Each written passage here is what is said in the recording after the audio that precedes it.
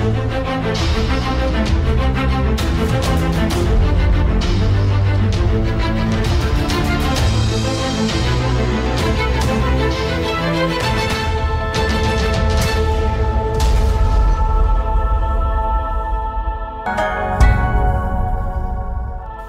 hari ini kita ada dua proses menandatangani ini. Satu adalah tentang MOU bersama dengan SWA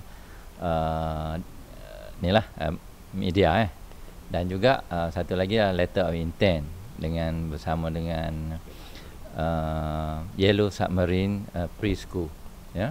So ini adalah usaha Aswara sendirilah untuk bekerjasama dengan rakan-rakan strategik yang ada dalam bidang seni budaya dan warisan lah. Saya lihat macam SWA TV, SWA media misalnya, dari segi rakan strategik jangka panjang sebenarnya. Ini adalah proses tanda tangan ini MOU yang kali kedua. Maknanya kita menyambung MOU ini dengan usaha kita untuk menjalinkan kerjasama dalam melaksanakan program-program lah, terutama dalam menyiarkan program-program yang dilaksanakan oleh Aswara sendiri dan juga dengan rakan-rakan strategik kita lah. Dan program-program ini menjurus sama ada di peringkat fakulti ataupun di peringkat pusat dan juga keseluruhannya di peringkat nasional lah.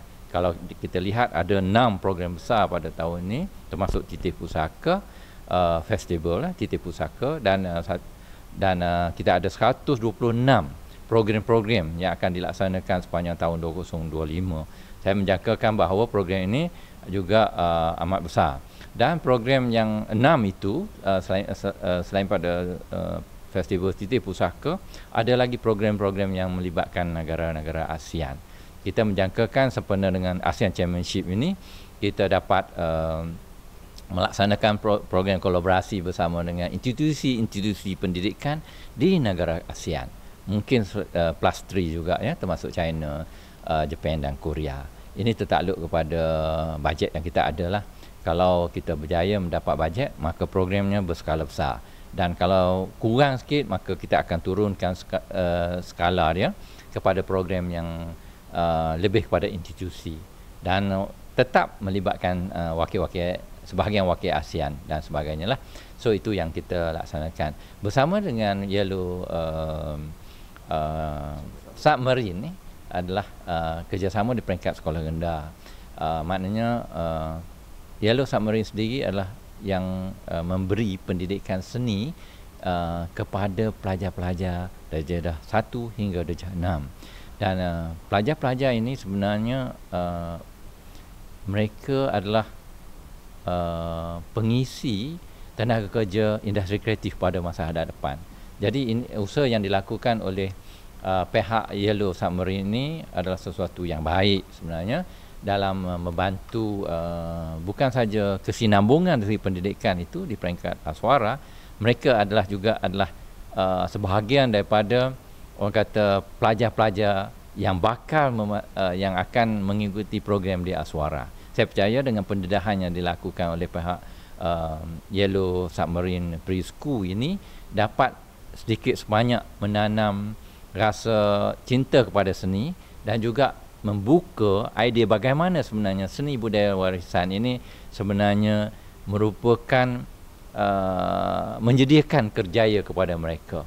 Sebab kalau kita lihat hari ini, ibu bapa masih lagi melihat kepada bidang-bidang yang konvensional, contoh doktor, engineer, yang lebih lain selain pada seni.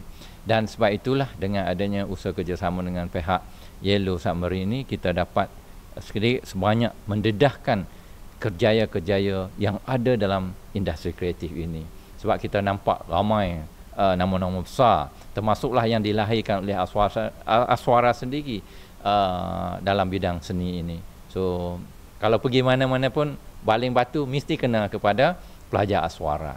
Itulah yang kita usahakan, dan akan datang ni kita akan, orang kata kalau pelajar Aswara tu berada di mana-mana. Jadi bukan setakat baling batu, you sebut nama ada Aswara. So itulah yang kita nak pastikan bahawa masa depan pelajar kami di Aswara ini adalah pelajar seni budaya yang terbaik yang akan mengisi tenaga kerja dalam industri kreatif pada masa akan hadapan. Aswara sebenarnya kita ada bahagian pelajar dan alumni misalnya, ya. Dalam konteks ini pihak alumni memang kita embrace ataupun kita mendakapi mereka lah dalam konteks pelaksanaan program. Sebagai contoh, ya, Sakti Moromangsa adalah dilaksanakan oleh lepasan Aswara ataupun alumni. Itu pementasan karya agung yang besar pada pandangan saya yang dilaksanakan pada tahun lepas. Dan akan datang akan ada lagi program-program yang melibatkan alumni. Dan juga kita bekerjasama dengan alumni untuk mengadakan malam sirih pulang ke Ganggang, yang mana pelajar-pelajar alumni Aswara ini akan bersama dalam satu malam yang dianggap sebagai malam sirih pulang ke Ganggang, meraikan mereka, dan pada masa yang sama mereka juga akan menjadi duta kepada Aswara dalam tak kira di mana mereka berada. Yang penting mereka adalah brand ataupun produk yang dihasilkan oleh Aswara. Okey, hari ini adalah hari yang paling bersejarah kepada kami, terutama kepada Swa TV dan juga kepada